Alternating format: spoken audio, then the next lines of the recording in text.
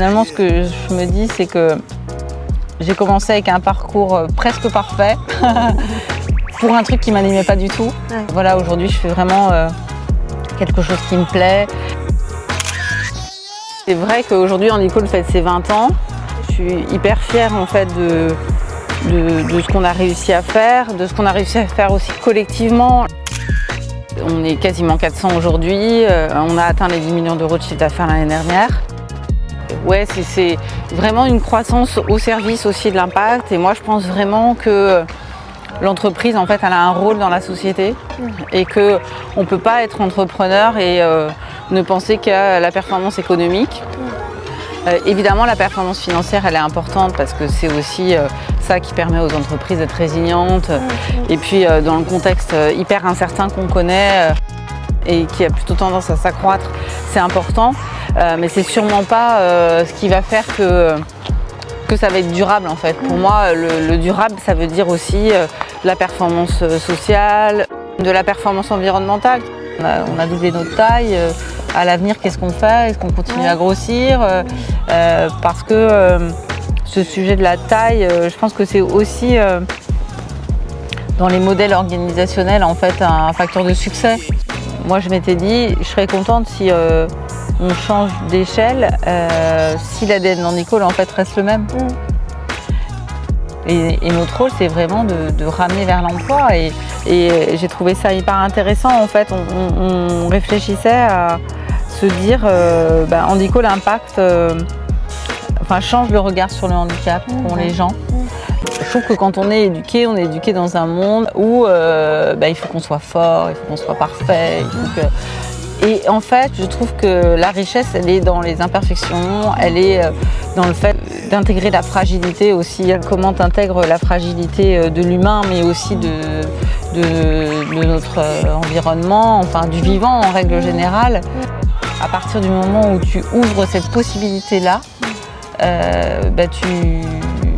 tu t'ouvres aussi des voies de réalisation et personnelles et collectives bien plus fortes, quoi. Bien plus fortes. On voit les limites aussi d'avoir une société où les écarts finalement sont de plus en plus importants entre les personnes et on a besoin de liens et je crois qu'aujourd'hui finalement l'entreprise c'est peut-être là où il y a le plus de liens, quoi. Et qu'on ne peut pas tout attendre de l'État non plus.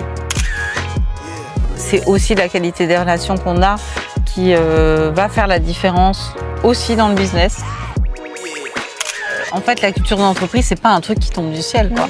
C'est un truc, pour moi, qui vient d'abord du dirigeant, parce que c'est quoi ce qu'on a envie de faire, en fait. C'est quoi les valeurs qu'on a envie de voir portées par l'entreprise, et c'est quoi l'exemplarité qu'on y met, parce que c'est ça aussi.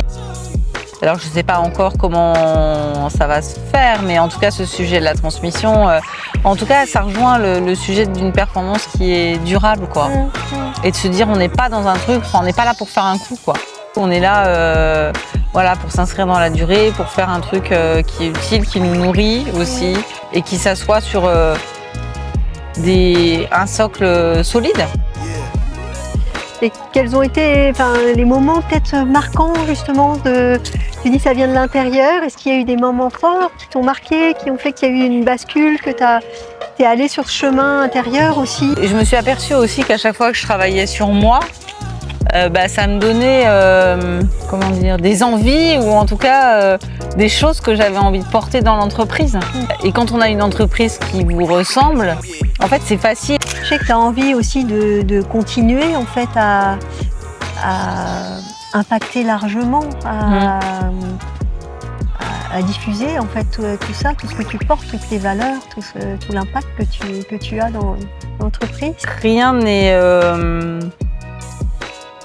forcément écrit d'avance, qu'il faut être ouvert en fait. Être ouvert, saisir les opportunités justement qui nous parlent, qui collent avec ce qu'on a envie de faire, quoi. Et puis peut-être parfois prendre des risques aussi, parce que ce qui nous apporte Peut-être plus d'écho, c'est pas forcément ce qui est le plus facile. Et parfois, faire différemment, on peut avoir des craintes à le faire différemment. Mais c'est là où, voilà, où on va gagner, où être ouvert aussi, je crois, à se questionner et puis aux rencontres aussi.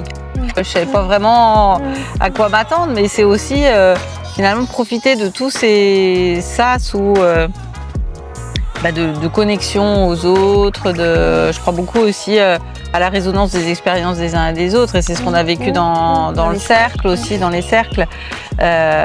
Finalement, ça te parle, ça te nourrit, et ça t'aide à voir plus clair en toi, et en voyant plus clair en toi, aussi à mieux te projeter et de manière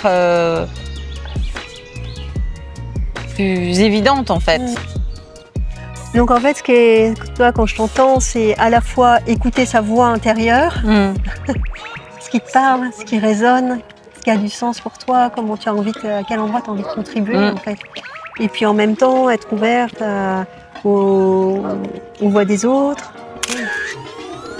Écoute, un immense merci Anna en tout cas. Je ne sais pas si tu as encore un message que tu aimerais partager, porter. Ce qui est important, c'est ce qu'on est plus que ce qu'on fait, mais finalement tout ça est lié, quoi. Et quand on est aligné entre ce qu'on est et ce qu'on fait, c'est là où on est puissant. Et c'est chouette, ouais.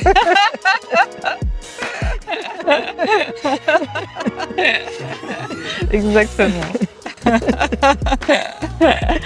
Merci, Mélie.